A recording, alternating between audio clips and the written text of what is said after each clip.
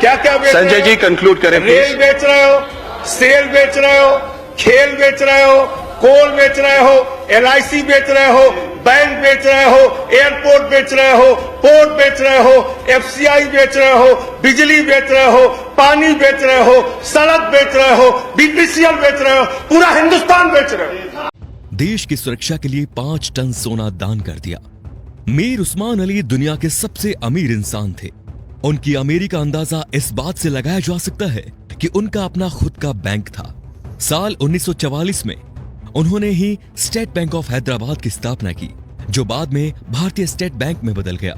वो 438 करोड़ रुपए की कीमत वाले हीरे को पेपर वेट की तरह इस्तेमाल करते थे। मीर उस्मान अली के पास इतनी दौलत थी कि वो अंबानी जैसे सैकड़ों लोगों को खरीद सकते थे। उनके पास 236 अरब डॉलर के करीब संपत्ति थी। एक वक्त था जब दुनिया के सबसे अमीर इंसान थे मीर उस्मान। साल 1937 में टाइम्स मैगजीन ने उन्हें कवर पेज पर जगह दी। ये इतिहास में पहली बार था जब किसी भारतीय को आजादी से पहले ही नियर ऑफ द वर्ल्ड का रिकॉर्ड दे दिया गया। पूरी दुनिया के सबसे अमीर उस्मान अली ने एक वक्त इटली और इंग्लैंड से भी बड़ी रियासतों पर राज किया। वो हैदराबाद के नवाब महबूब अली खान के बेटे थे। आजादी से पहले तक वो हैदराबाद के निजाम रहे और फिर जनवरी 1950 को हैदराबाद के पहले राज्य प्रमुख बने। मीर उस्मान अली भारतीय इतिहास में सबसे ज्यादा दान देने वाले शख्स है। साल 1962 में भारत चीन युद्ध के वक्त मीर उस्मान ने भारतीय सरकार को 5 टन सोना दिया था, जो कि किसी भी शख्स द्वारा दिया गया अब तक का सबसे बड़ा दान है।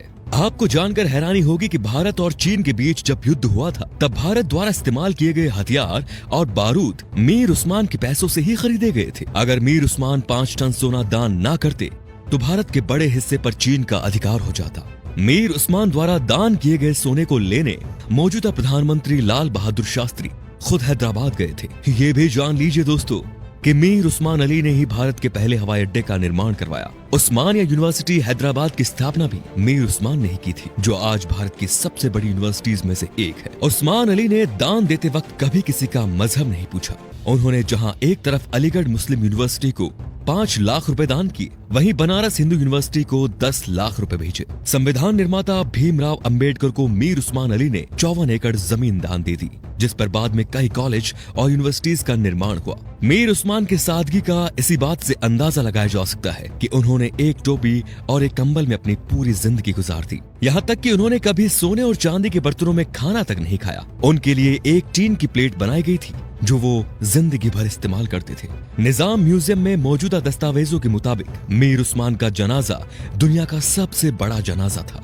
मीर उस्मान अली कहा करते थे कि जब तक निजाम जैसा मुसलमान जिंदा है, इस धरती की तरफ कोई आंख उठाकर भी नहीं देख सकता। ये वीडियो बनाने का मकसद उन लोगों की आंखें खोलना है दोस्तों, जो भारत की एकजुटता पर सवाल उठाते हैं, धर्मनिरपेक्षता पर सवाल उठाते हैं, जो हिंदू मुस्लिम के भाईचारे पर सवाल खड़ा करते हैं। शर्म आनी चाहिए उन लोगों को कि जिस देश में कलाम साहब, मीर उस्मान साहब जैसे शख्स पैदा हुए, उन महान शख्स वाले देश में इस तरह के लोग इस तरह की घटिया सोच रखते हैं। अगर एक मुसलमान होने के नाते आपको गर्व महसूस हुआ तो इस वीडियो को दोस्तों लाइक जरूर कीजिए और शेयर भी जरूर कीजिए, ताकि ये बेहतरीन जानकारी सब तक पहुंच सके। तो हम आपसे मिलते हैं अगले वीडियो में। धन्यवाद।